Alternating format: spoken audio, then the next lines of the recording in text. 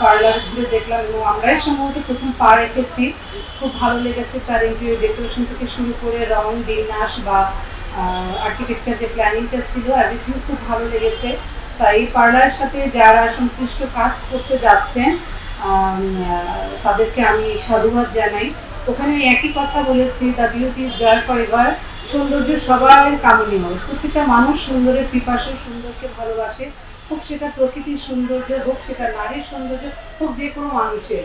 কিন্তু আমি এই পার্লারের কাছে সেটাই প্রত্যাশা করব যে ওনারা যখন কোনো বউ সাজাবেন বা কোনো অনুষ্ঠানে কাউকে সাজাবেন, তার নিজস্ব স্বকীয়তাটা ওনারা ধরে রেখে তাকে যেন সাজান, যেন এমন মনে হয় না যে আমাদের সেতুকে নিয়ে গিয়েছে তিনি মৃত্যু হয়ে ফিরে এসছেন, যেটা অনেকেই বলে থাকেন। হ্যাঁ, আমরা চাইবো যেহেতু আমরা আধুনিক যুগে পদার্পণ করেছি, আমাদের এই সমাজ ব্যবস্থা এখন শুধু মেয়েদের সৌন্দর্য নয়, তাদের বুদ্ধিমত্তাকে অনেক কদর করা হয়। তাই আমরা সবসময় এটাকে প্রাধান্য দেব যে যে মেয়েটা যে অবস্থায় আপনার কাছে সাজতে আসবে তার বেসিকটা জেনে যে তিনি কোন পারপাসে যাচ্ছেন, তিনি কি বিয়ের পারপাসে যাচ্ছেন নাকি কোনো মিটিংয়ে অ্যাটেন্ড করার জন্য যাচ্ছেন কিংবা কোনো কলেজ বা ইউনিভার্সিটিতে কোনো কাজে যাচ্ছেন। তো সেই পারপাস অনুযায়ী আমরা যদি সেই সাজে অভ্যস্ত হই, আমার মনে হয় সেটা অনেক ভালো হয়।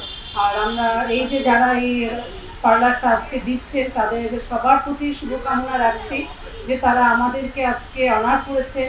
এবং এই নারী আমাদের আসলে একটা অন্য প্রোগ্রাম ছিল, আমরা বেসিক্যালি একটা অন্য প্রোগ্রাম জনকল্যাণমূলক কাজের সাথে আজকে ছিলাম। ওখানে তারকা হাসান ছিলেন, অন্যান্য মাস্টার ফাউন্ডেশনের বেশ কিছু ঊর্ধ্বতন কর্মকর্তাও ছিলেন। ওই অনুষ্ঠান শেষ করে আমরা এই অনুষ্ঠানে আসলাম।